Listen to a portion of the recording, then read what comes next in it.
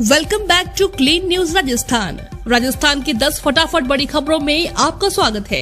इससे पहले आप न्यूज को कहां से देख रहे हैं हमें कमेंट्स में बताना बिल्कुल न भूलें। साथ ही वीडियो को लाइक और चैनल को सब्सक्राइब भी करें।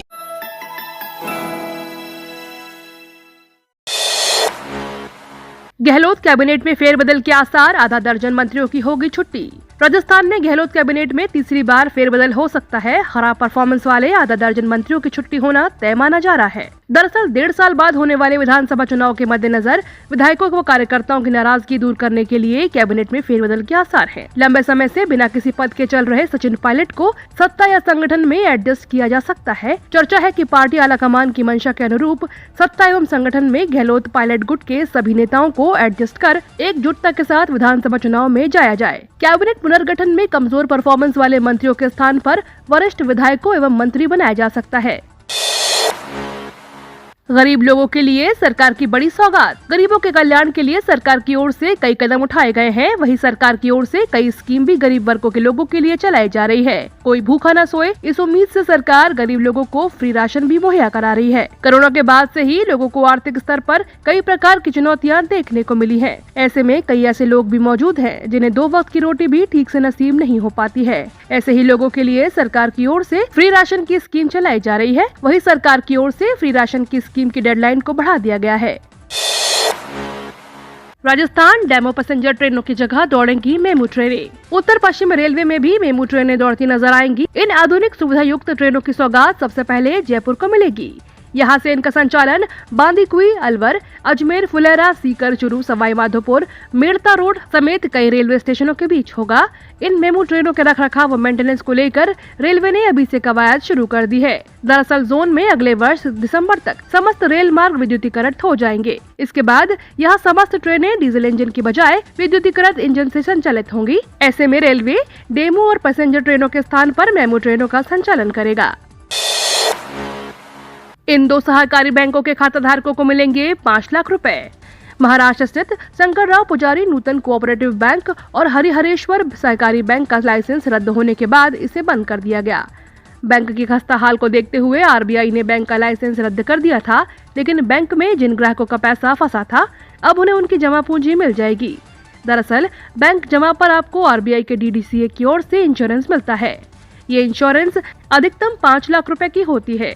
इस बीमा कवर के कारण बैंक के डूब जाने पर या लाइसेंस रद्द हो जाने पर या किसी भी स्थिति में बैंक के दिवालिया हो जाने पर खाताधारकों को उनकी जमा पर कम से कम 5 लाख रुपए बीमा कवर के तहत मिल जाते हैं।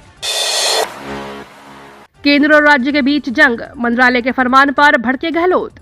ईस्टर्न राजस्थान कैनाल प्रोजेक्ट पर केंद्र और राज्य के बीच सियासत खत्म होने का नाम नहीं ले रही है। परियोजना को राष्ट्रीय दर्जा देने की मांग कर रही कांग्रेस अब इसे लेकर 6 जुलाई को केंद्र सरकार के खिलाफ बड़ा प्रदर्शन करेगी। इसकी तैयारी को लेकर मुख्यमंत्री निवास पर अहम बैठक हुई।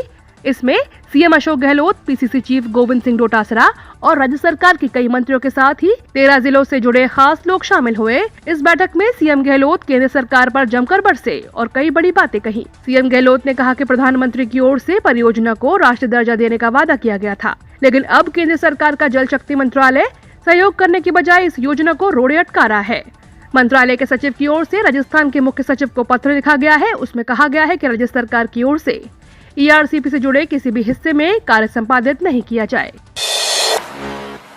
राजस्थान में शिक्षकों की बम्पर भर्ती। राजस्थान के संस्कृत स्कूलों में शिक्षक बनने का सपना देखने वाले युवाओं के लिए एक बेहतर अवसर आया है। इन स्कूलों में 1 से 5वीं तक के लिए शिक्षकों की बम्पर भर्ती निकली है। बीते दिन शिक्षक भर्ती का नोटिफिकेशन राजस्थान संस्कृत शिक्षा निदेशालय ने जारी किया है। शिक्षक भर्ती 2022 के लिए ऑनलाइन आवेदन करने के लिए पूरी डिटेल यहाँ जान सकते हैं। नोटिफिकेशन के अनुसार फर्स्ट लेवल के 272 शिक्षकों की वैकेंसी है।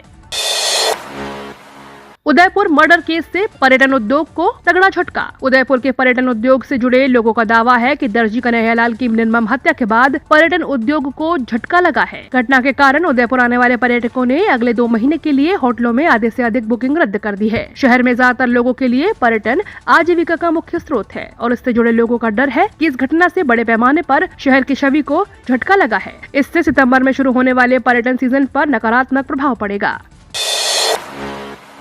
सैमसंग ने स्टूडेंट्स के लिए पेश किया खास ऑफर, स्मार्टफोन्स, लैपटॉप, बड्स पर बम्पर डिस्काउंट। सैमसंग ने स्टूडेंट्स के लिए स्पेशल ऑफर की घोषणा की है। सैमसंग ने स्टूडेंट एडवांटेज प्रोग्राम को पेश किया है। इस ऑफर को सैमसंग के ऑफिशियल ऑनलाइन स्टोर और सैमसंग एक्सक्लूसिव स्टोर से खरीदा जा सकता है। इस प्रोग्राम सैमसंग के फ्लैगशिप स्मार्टफोन जैसे गैलेक्सी S20 FE और Galaxy S21 FE, Galaxy A series smartphone जिसकी कीमत 10,000 रूपए ऐसी ज्यादा है और गैलेक्सी टैब A सीरीज और गैलेक्सी टैब S सीरीज को 5% ऑफ पर उपलब्ध करवाया जाएगा।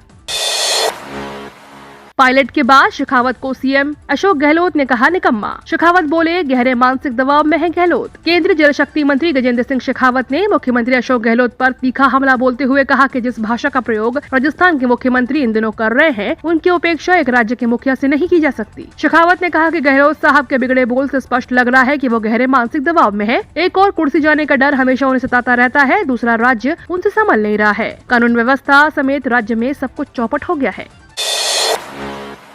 नुपुर शर्मा केस की सुनवाई करने वाले सुप्रीम कोर्ट के न्यायाधीश पारदीवाला ने की व्यक्तिगत मामलों की आलोचना। भाजपा के निलंबित प्रवक्ता नुपुर शर्मा की याचिका पर सुनवाई करने वाले सुप्रीम कोर्ट के न्यायाधीश का बड़ा बयान सामने आया है। रविवार को न्यायाधीश JB पारदीवाला ने नुपुर शर्मा पर किए गए व्यक्तिगत हमलों की आलोचना की। जस्टिस JB पारदीवाला ने एक समारोह में कहा, न्यायाधीशों पर उनके फैसलों के लिए व्यक्तिगत हमले सभी को एक खतरनाक परिदृश्य की ओर ले जाते हैं, जहां न्यायाधीशों को ये सोचना पड़ता है कि कानून वास्तव में क्या सोचता है कि इसके बजाय मीडिया क्या सोचता है।